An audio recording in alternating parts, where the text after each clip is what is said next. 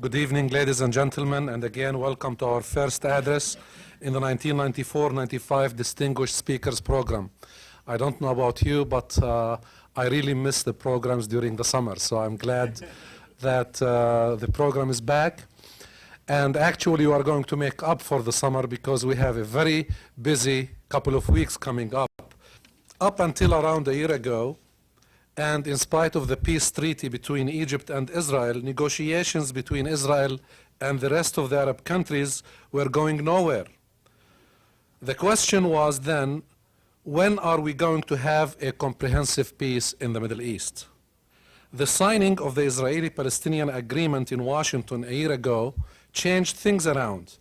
It paved the way for the Israeli-Jordanian agreement. The positive signs coming out of Damascus recently would not have happened without it. As a result, there is no question that we are going to have a comprehensive peace in the Middle East. The question now is, what peace will look like? To answer that question, we have with us this evening a highly regarded authority on Middle Eastern affairs, author of 11 books, a faculty leader at the American University in Washington, a public servant, a lecturer, and an advisor to various groups, Dr. Aziz Saeed. To read to you Dr. Saeed's qualifications, awards, activities, and accomplishments will take the rest of the evening. As we are all looking forward to hear his remarks, please join me in welcoming the distinguished scholar, Dr. Aziz Saeed, to the Council.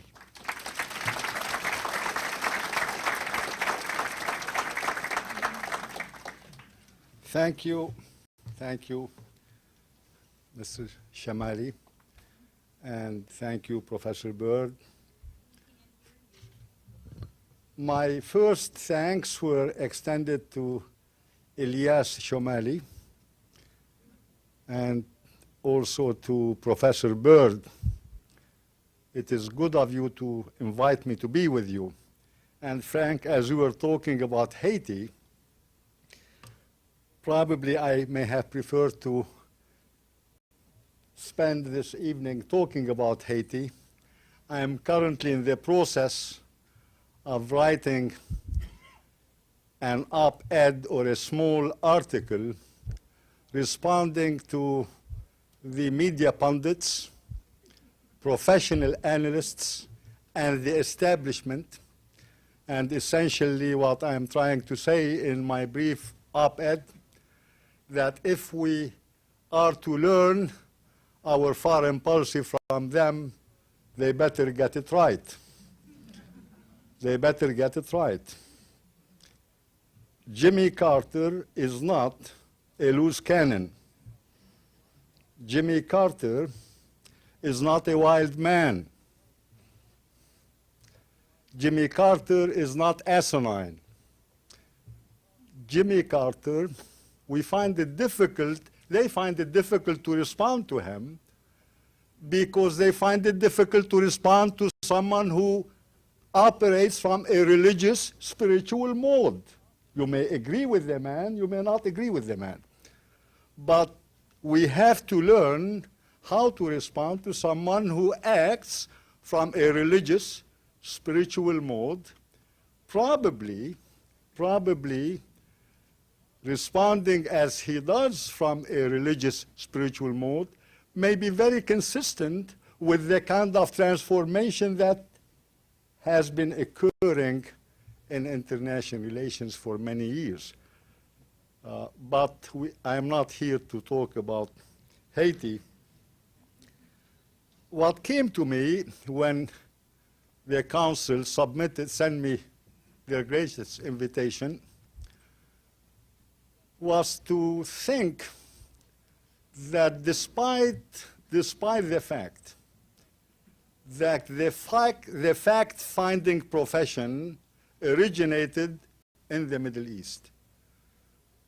I tell my friends at CIA, they may think they are the best spooks, but spookism developed in the Middle East, and if they don't believe me, they should go and read in the book of Numbers, Moses ordering his men to spy the land of Canaan. But in spite of the fact that spookism originated in the Middle East, for many years now, and if I may be permitted to use mixed metaphors, solid information has been hard to find when one thinks about the Middle East.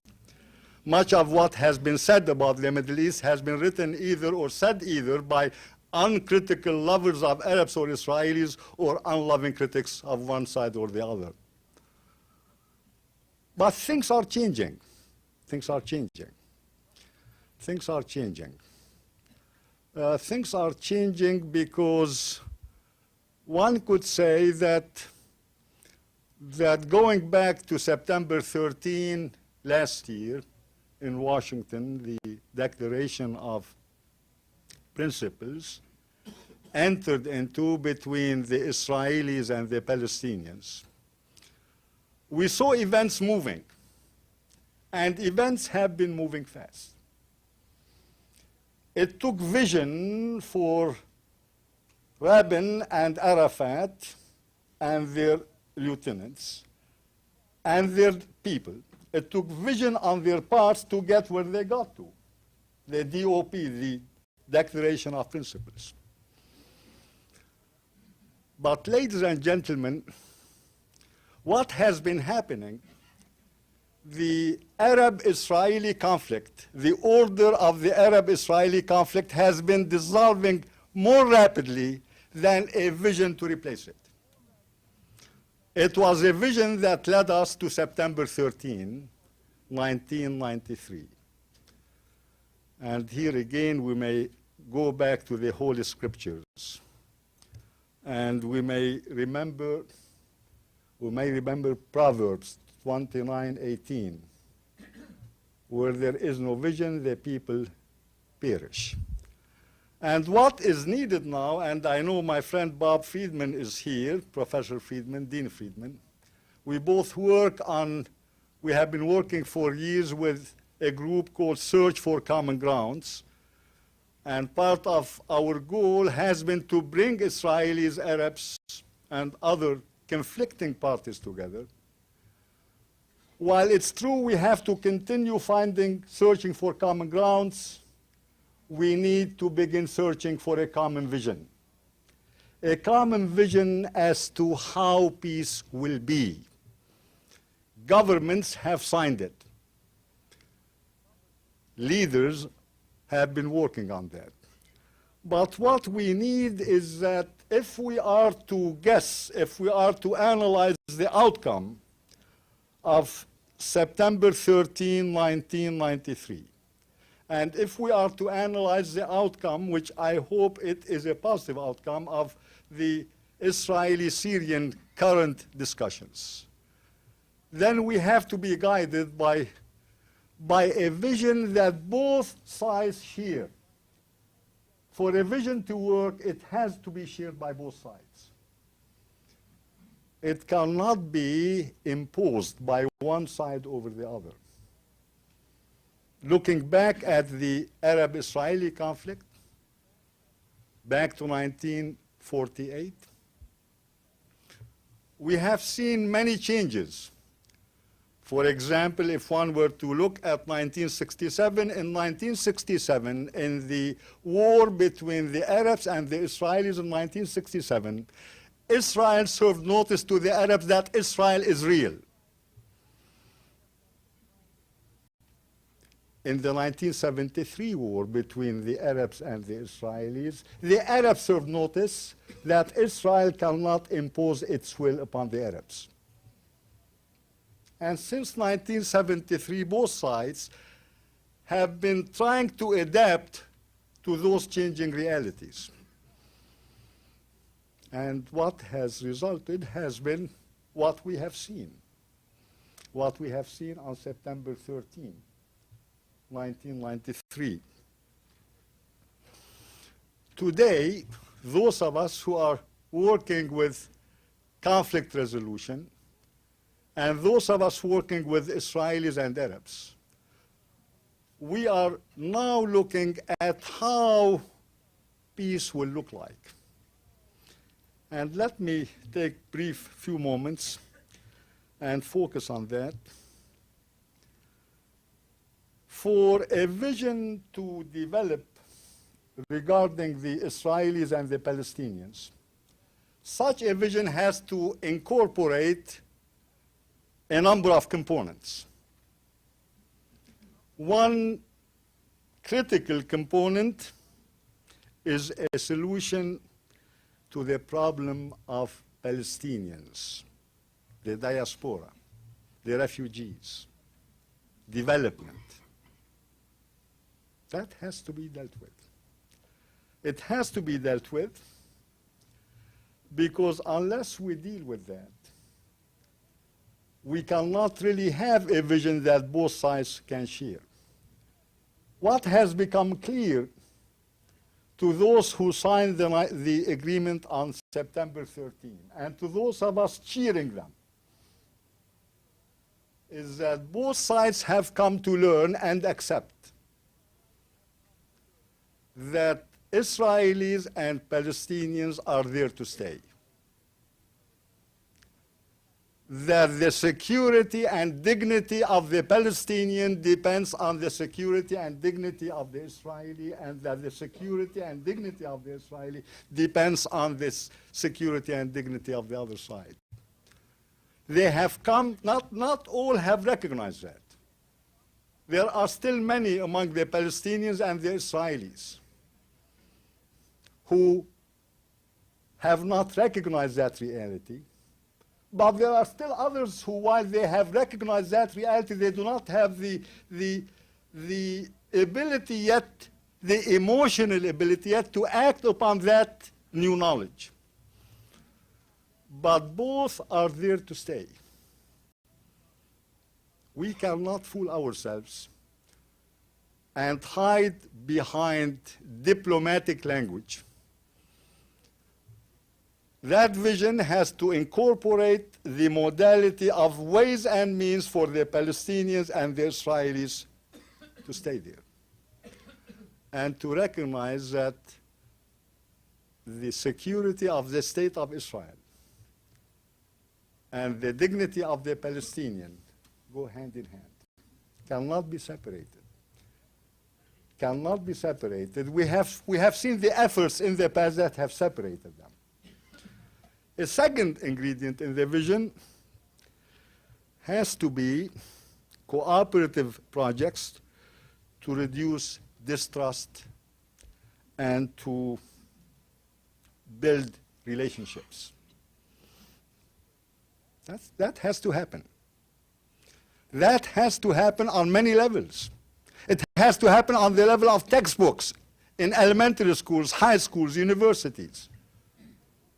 It has to happen on the level of mercantilism, trade, professionalism. It cannot just be done by governments. Oftentimes we sit back, say, well, now we have signed the treaty, let them get together. It's going to take time.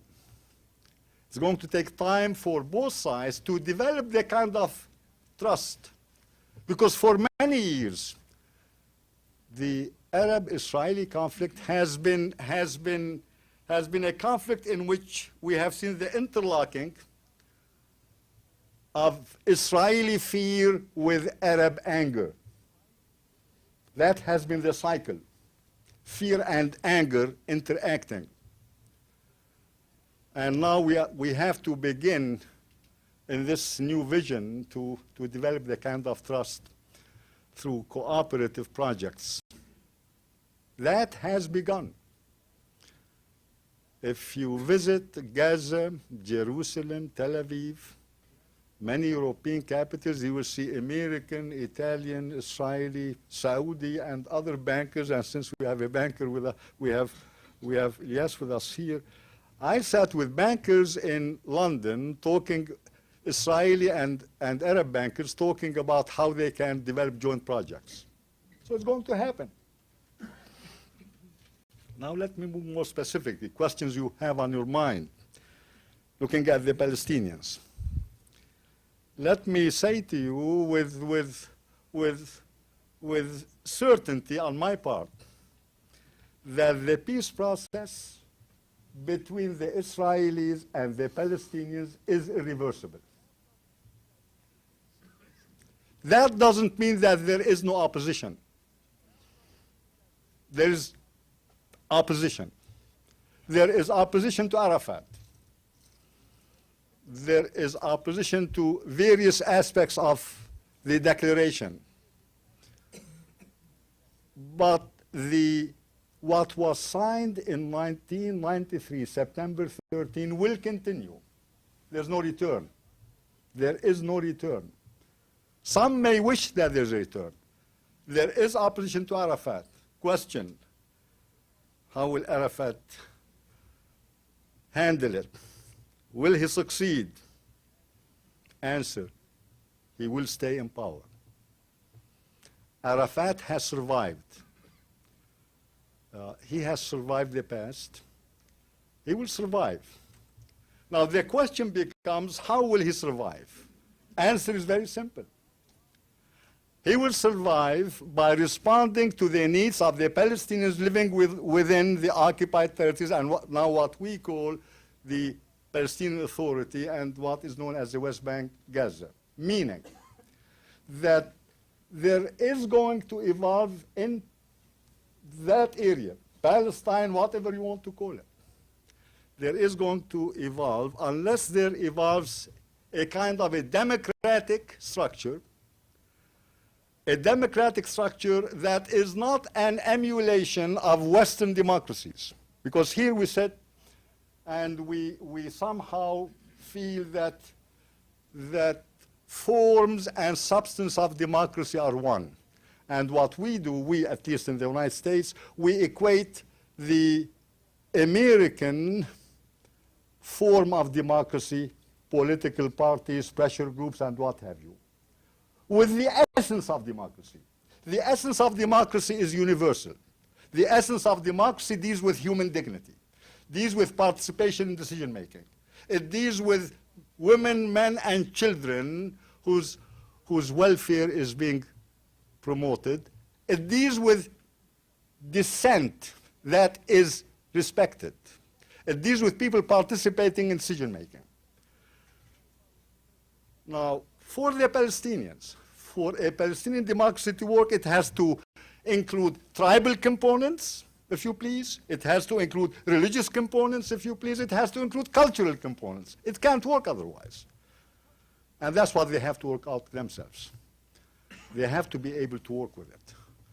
So Arafat's life will depend on his ability to be able to put it together.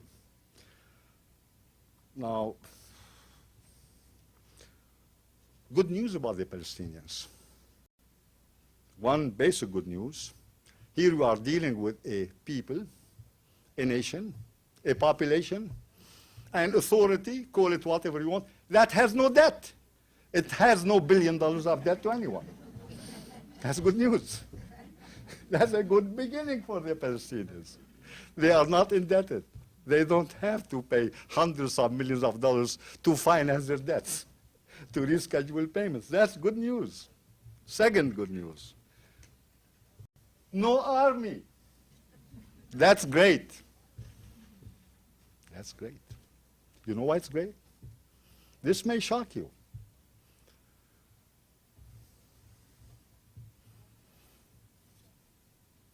For at least 2 decades, 3 decades, governments of the Middle East, Israel included, and others, have been spending almost 20% of their gross national product on arms.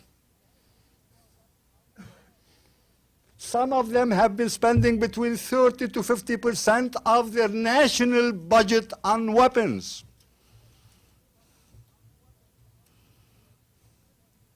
Yes. Their expenditures on arms have increased by an average of 10% a year, whereas their economic growth has not kept up with that. Their population increasing rapidly. So the news about the Palestinians not having an army is welcome news. We are encouraging them not to have one. Get out of that business. Get out of that business. Put your efforts in hospitals and schools and highways and parks for the children. Put your efforts in taking care of your elderly. But don't put it in weapons. Now, for you and me as good, solid Americans here, it pains me as another American to know that my country, my government, is the principal supplier of arms in the Middle East. It used to be the Russians. Now that the Russians wouldn't want to do it. But who will give them dollars? The Russians insist cash payment in hard currencies. You may be, I'm sure you know that. Almost two-thirds of all the international trade in arms now goes to the Middle East. That's right. And I don't want to give you nightmares or feel sad. We, the USA, account for more than half of that. That's the fact. So they have no army. Third good news about the Palestinians. An educated population with no jobs. The Palestinians, the percentage of Palestinians holding college diplomas is the highest any place in the world. Here we are dealing with a highly skilled population. So hey, this is... Now let me move to the Syrians. My dear friend Bob Friedman said, Abdul Aziz, if we don't talk about the Syrians, don't come.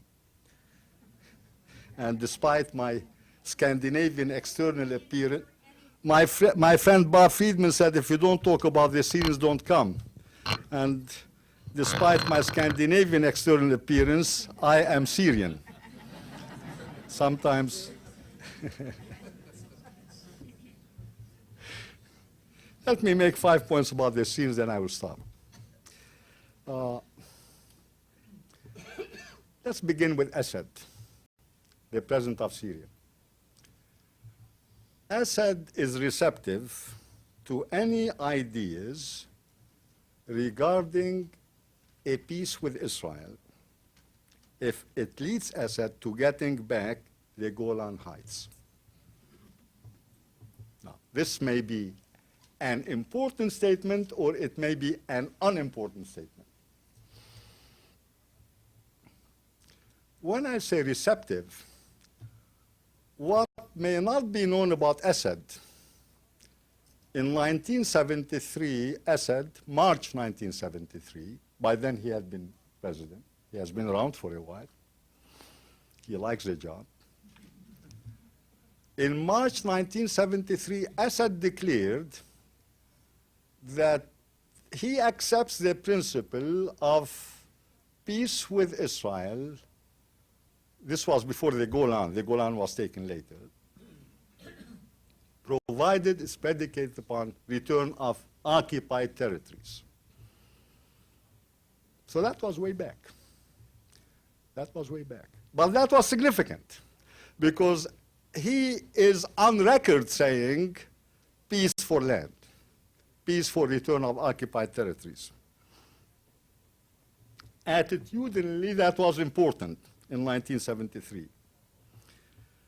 But when we think about Assad, bear in mind a couple of things about Assad.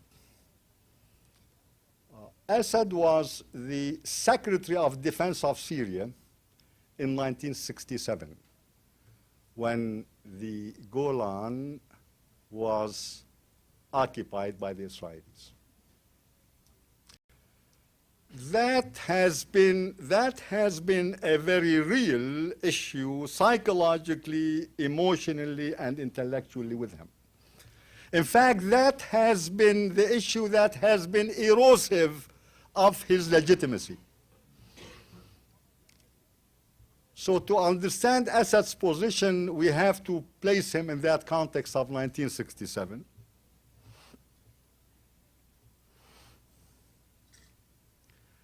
Now, today, where is Assad? I have been personally traveling between Damascus and here, and at times I play a minor role as someone who transmits messages. Where Assad is at this time is trying to work with those segments of his army who are known as nationalists, Arab nationalists, to try to mobilize their support behind a peace agreement. So that's one thing he has to deal with. He has to deal with segments of his army. It is a lingering segment. It's a segment that is motivated by nationalist ideology. That doesn't mean that Assad doesn't have allies in the army. He does. But part of what he's working with is to mobilize those who still hold important positions. Assad also presently is dealing with certain operatives in the Ba'ath Party. The Ba'ath Party is the ruling party in Syria. Syria is a one-party system. There is within the Ba'ath Party a group of operatives. These are Ba'athists, these are ideologues, who are not so much motivated by ideology, but these are Ba'athists who came to positions of importance on the coattails of Assad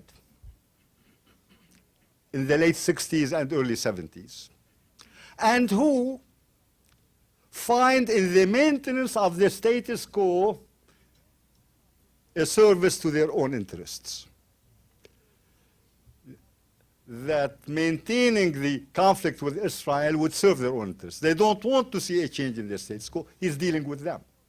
That's another group. Question then, why Syria? And what do you expect? If you quote me, I will deny it. But as late as last week,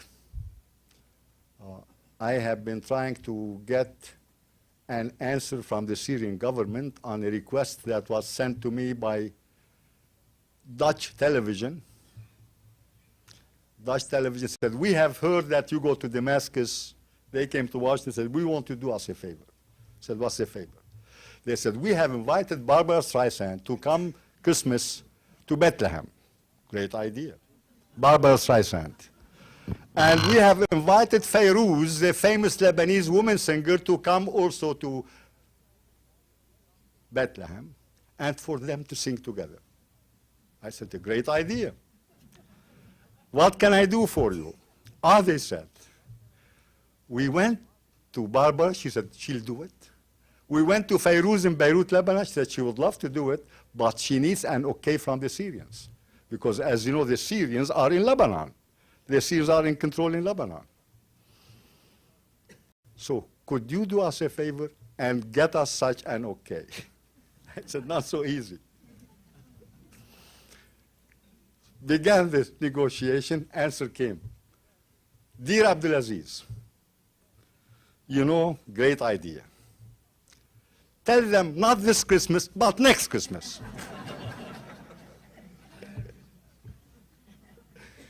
Tell you why I'm saying that. What is happening now between Syria and Israel is a very important process where both sides are doing a variety of things. Rabin is working with his leadership, preparing the Israelis. Syria is working, Assad is working with his leadership, preparing the Syrians. That's one thing they are doing. Now you may say, why do we need the Syrians? Why do we need the Syrians for anything? Answer. The Syrians are the only Arabs who can defend a peace treaty with Israel. What I mean by that, the Syrians are the only Arab, Syria is the only Arab state that can politically defend a peace treaty with Israel in the eyes of the Arabs. Meaning if Syria signs it, it's legitimate, it's legit. It gives it legitimacy. We learned that in Washington. Egypt signed it, it didn't give it legitimacy. When Camp David was signed, said, great, Camp David is done, we'll do it. Not much happened. Why does Syria occupy that role? It is an historic role. It is an emotional role. It's a nationalist role. So the Syrians and the Israelis are working. What I see, and this is what I want to leave with you, both sides agree, Assad and Rabin, both agree that their window of opportunity is 1 year. That's why I mentioned Christmas next year. Their window of opportunity is 1 year. During this period, some of us have been making recommendations. As you know, the Israelis are stuck on one issue and the Syrians on another. The Syrians are stuck on the issue of they want withdrawal. The Israelis said, are banishing the word W from their vocabulary. The Israelis want peace, meaning normalization of diplomatic relations, and the Syrians are banishing that. Meaning, what the Syrians and the Israelis are trying to do is to find modalities whereby in this window of opportunity, they will find ways where Assad will be satisfied. Going back to my first point, the idea that he will get the Golan back. Some modality. It doesn't matter for, matter is not the right word. He is not saying it has to come back today, next year, the year after next.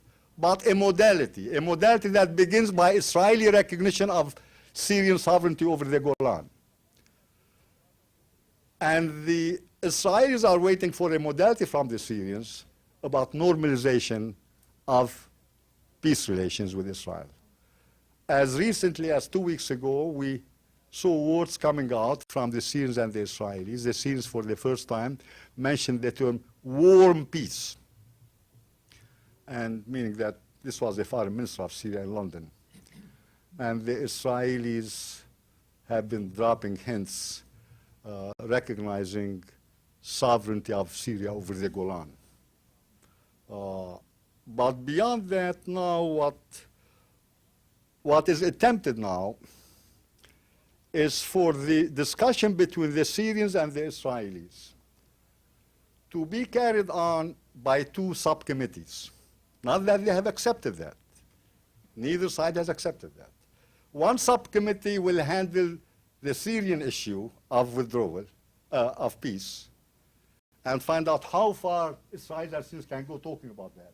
The other subcommittee will handle what? The withdrawal, and to find out how far they can go with that. Then the two subcommittees will merge again. That's what we are recommending to them, those who are talking with them. Let me then conclude with Hebrews 11:1, because you may ask me the question, how about the future? Is this man asinine like Carter? And I have to tell you, I've had the pleasure of serving on his commission in 1978, when he created the Commission for the Islamic World. And my answer to you is to quote Hebrews 11:1. Faith is the substance of things hoped for, the evidence of things not seen. We have to have faith. Vision is not enough, but we have to have faith. Thank you. Assad's health, the questions about Assad's health. He has been invariably described as not being very healthy.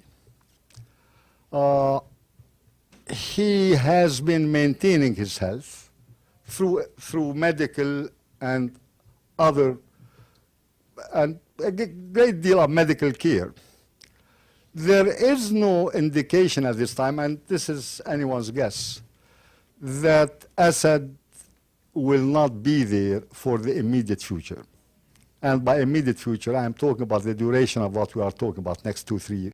Because as we talk about the peace process, we are talking now about a window of 1 year, and beyond that, another window of 3 to 5 years. It takes time for agreements to evolve. What I failed to mention about the Palestinians, and some of you may ask the question, because as you know about the Palestinians, the DOP of September 13, 1993 did not move on schedule. There are no elections now. When will the elections be? Probably March or April. They were supposed to occur at this time. But they will occur, March or April. And I'm happy to also inform you that together with my friend Mubarak Awad, we have gotten just a grant, almost $100,000, to establish in Jerusalem a democratic center. And we are working on that. Mubarak Awad is a Palestinian leader who has been committed to nonviolence. He's known as Gandhi of the Palestinians. Your description of Arafat is pretty accurate. Probably to complete that accurate description is to also suggest that he has proven to be a pragmatist. He has been resisting, you are right, incorporating others in the decision-making process. Earlier when I referred to will he succeed or will he not, his success, his future will depend upon his ability to do exactly what you said. Now, the good news is there are such Palestinians. They are among the brightest. Now, one thing that I am leaving for you to read here, anyone wants to read it, I have been involved in one project. I call it Common Vision. And my project is very practical. It's to bring together mid-career military officers from select Arab states and Israel to sit together and design a mutually accepted military future, security future in the next 10 years. And to also put together another project to put together professionals, Israelis and Arabs, to design together a mutually acceptable partnership in trade and commerce. Meaning there are so many bright, talented people in the region that we have to begin to design cooperative projects. By cooperative projects, projects involving both sides that will design over the example. I would love to see a 21st century integrated, solar integrated community for the Palestinians in Gaza. It can be done. When one puts together the resources and talents of both sides. Now, I have to tell you, and don't please, some of you may not like it, I'm not overjoyed with what I have been reading. Big hotels to be built in Gaza. What they need in Gaza are not right now big hotels for the future. What they need in Gaza is jobs, local businesses, local opportunities. That's what they need in Gaza. That's what they need in much of the Middle East. I get many people getting excited. They were meeting recently in Washington. Many people went, they were clapping. Great, we'll build 5, 6, 10 more hotels. Okay, but that is not going to do it for the Palestinians. That's not going to for the Gazans. So your point is well taken. My gut tells me that Arafat understands that emotionally, understands that intellectually, but to act upon it emotionally will take time. I have worked with Arafat together with Gene Sharp from Harvard, Mubarak Awad, and Martin Luther King Center for Nonviolence. What we have been doing for them for several years is training them in nonviolence and training them in negotiation in Tunis, beginning back with 1978. And my experience of him is that he's a pragmatist. I think he will be able to manipulate his way. Because what I think, what has come to me talking with Palestinians inside Gaza, inside Jericho, inside all over, they do not want a government in Palestine that is a replica or in any way similar to Amman, to Damascus, or even to Cairo. Because while the PLO has had a bad rap, and the PLO, for all of its sins, has been the most open of the Arab political institutions. And the future of Arafat will depend on whether or not he can respond to the needs of the Palestinians living in. They are not going to accept a Palestinian authority patterned after Damascus. They have told me that. They have told that to many others. They said, we won't take it. We haven't suffered what we have suffered to be placed under such an authority. Talking to Israelis, the Israelis say, never, never, never again will we in any way be prevented from Jerusalem. Jerusalem, we are going to be there.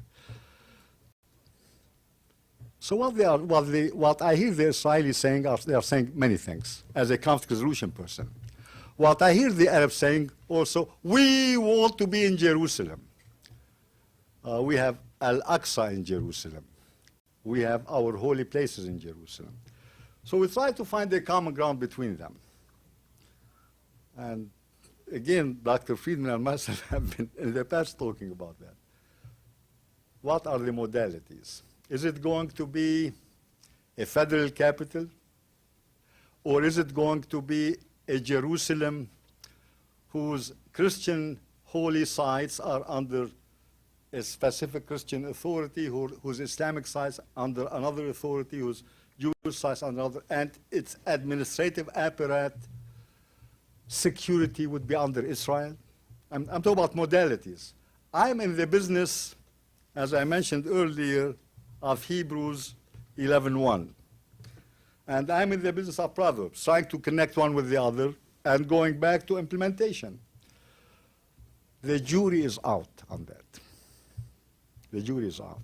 When I say the jury is out, what I'm saying is that indeed there are modalities. That may be harder than others.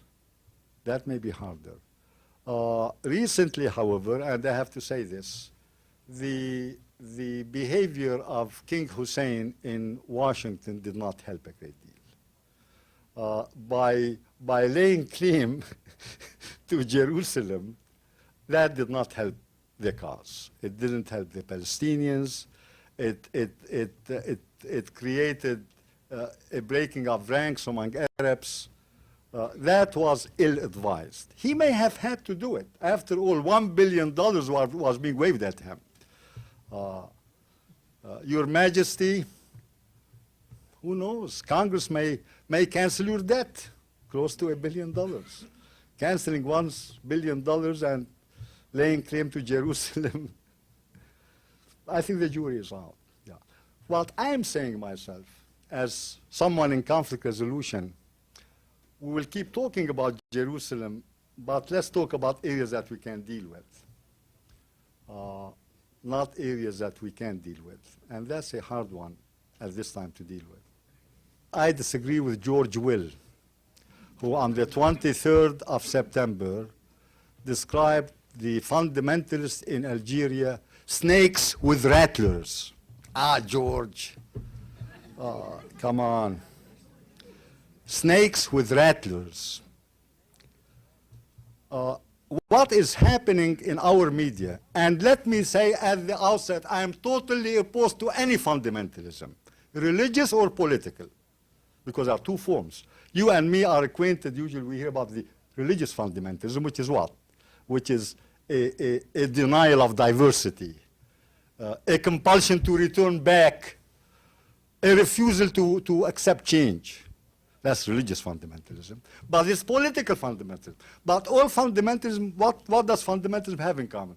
Fundamentalism for me is a kind of pathology of a culture where a people under stress, I'm talking about now religious fundamentalism, under stress, they take their set of beliefs and they reduce their beliefs to a workable formula, narrow, that works for them to protect themselves and isolate themselves from others. That's religious fundamentalism. Political fundamentalism is also a kind of cultural pathology where a people who, because they are on top, like we are Americans, they are the superpower, they impose their will on others.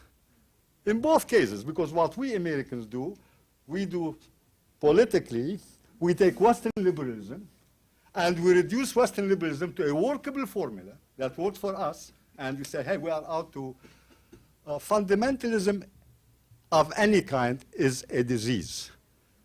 I always pray to God that I don't catch it. It is an affliction. But what it is not, and what it ought not become to us, it ought not be the new communism and to use it as bait if we want to work with it. Meaning, our media and others are now elevating fundamentalism to be the new enemy. What is Islamic fundamentalism? Islamic fundamentalism is many things. Part of Islamic fundamentalism is totally radical and the total rejection of everything. Part of Islamic fundamentalism wants to take over.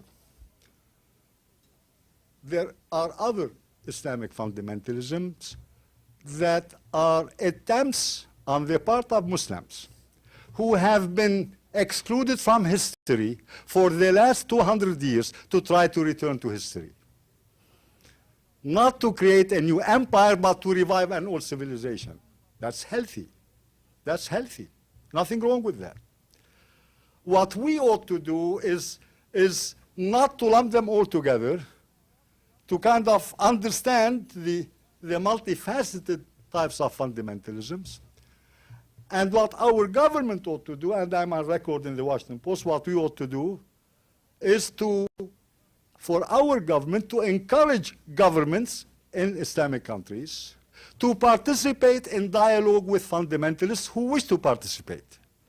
Not all of them, some of them don't. Because when their governments refuse to participate in dialogue with them, they drive them underground. Why do I say this? Because many of the issues raised by fundamentalists are legitimate issues. Corruption of government, inefficiency, dictatorship, you name it. And by following Jim Hoagland, snake rattlers, as he calls them, what happens to people whom one describes as snake rattlers? They indeed then will go underground more and rattle more. So fundamentalism has to be looked at not the way we looked at a monolith. It's not a monolith. Some of it is very healthy for them. In fact, what we ought to do with Muslims is what we are doing with Europe now, with Russia, with Eastern Europe. Work with them and support those governments so that Islam will regain its upper moral ground from the hands of the radical fundamentalist. We are doing that with the Russians. That's what we ought to be doing with them. Rather than say, no, don't have dialogue. So what I'm telling Arab governments with whom I talk, I'm going to the Middle East next week, is they ought to learn lessons in dialogue. Has President Carter played any role in the behind-the-scenes negotiations with the Syrians, Israelis, and Americans, and Jordanians, and Lebanese? Answer, no. Simple. No. Because President Clinton, I have voted for him, and being an academician, I speak with the utmost irresponsibility. I voted for the man. But President Clinton has concluded that he cannot alienate the American Jewish community. He has decided that. Fine. So Carter, why does? Because Carter is anathema to many American Jews. He's anathema to them. And that's part of the issue. Carter, I tell you why I'm saying this. I have gotten messages and Mubarak Awad from Carter to help. Nothing. He has been in Arab countries, he talks, but Clinton keeps him at an arm's length. He is thinking of the next election. But I say to you, it is in the interest of all of us, Jews and Gentiles, Arabs and others, for the peace process to move on creatively. It's the interest of all of us. It's too serious to leave it in the hands of politicians. Iran and Iraq, where do they fit? For the time being, Iran has ascribed to itself the role of the spoiler. Thank God, not effectively. But there is a role. Hezbollah in Lebanon is under Iranian control. And Iran is using Hezbollah in Lebanon to do what Hezbollah is doing vis-à-vis Israel. Part of what is going behind the scenes right now, Syrians and Israelis, is confidence-building measures regarding Hezbollah. Is Syria willing to accept responsibility to control Hezbollah? If Syria is, Israel said, hey, let's talk about that. If you accept that responsibility, then maybe we Israelis will accept the responsibility of sending Colonel Lahoud, meaning the commander of the southern Lebanese forces, which is an Israeli-created Lebanese army, send him back home to Beirut. And so we don't have those problems. They are talking about that behind the scenes. So Iran has that role, Hezbollah. But the other role of Iran, of spoiler, is supporting radical Islamic movements to undermine the process. How effective? So far, it has been more nuisance than effective. But don't dismiss it. Recently in Saudi Arabia, you may have been reading the news, the Saudis had to arrest hundreds of people who were involved in what the Saudi government describes as a fundamentalist threat to them. In Oman, the beautiful country of Oman, the Tibet, the Nepal of the Arab world, if you have not been to Oman, half of your life is wasted. Go to Oman. And Oman welcomes everyone. As you know, Oman has invited the Israelis to go there recently, and many Arabs got angry with them. In Oman, and Oman is one of the open Arab countries, politically, a threat against the Omani government by fundamentalists. And they have had to arrest hundreds of them too. So there is that, you have to bear that in mind. But beyond that, my sense tells me that the peace process will continue. There's no reversal. But there is that, you have to, Baghdad, for this time, it's out of the picture. But the Iraqis are trying to initiate conversation with the Israelis. They are trying to return back to the fold of nations. Personally, as someone in conflict resolution, I encourage dialogue with them. Because if we are to have security in the region, collective security, we cannot exclude Iran or Iraq. There cannot be a collective security system without both of them. The question becomes, at what price? That's a tough question. What are going to be the voting rights of the Israeli settlers in Palestinian territory and Palestinians? Palestinians in Israel vote. Palestinians in Israel have voting rights if they are Israeli citizens. And there are, and they are members of parliament. That has not been resolved yet. What is being talked about and resolved at this time, it will be universal suffrage. And I am convinced it's going to be universal suffrage. Men, women, throughout. That is going to happen in the Palestinian areas. But the issue of the, of course, the other issue of Jerusalem too has not, the Palestinians living in Jerusalem, where do they vote? Yeah, that's part of your question, which is now being talked about. I haven't met him myself.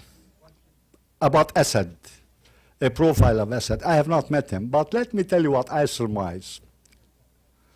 I surmise that we are dealing with a pragmatist, a nationalist, an Arab nationalist, that we are dealing with someone who at his age at this time wants to make a mark that he made a difference. That doesn't mean that he has not committed all the sins that has been ascribed to him. He has. Because I, among other things, I'm a human rights freak. And I am now involved in convincing the Syrian government. I haven't succeeded yet. And they are talking with me about it, to their credit, of organizing a human rights conference in Damascus. And they haven't said no. There was a time they say, come to us the year 2020. No, they said, well, let's talk about it. There's a change.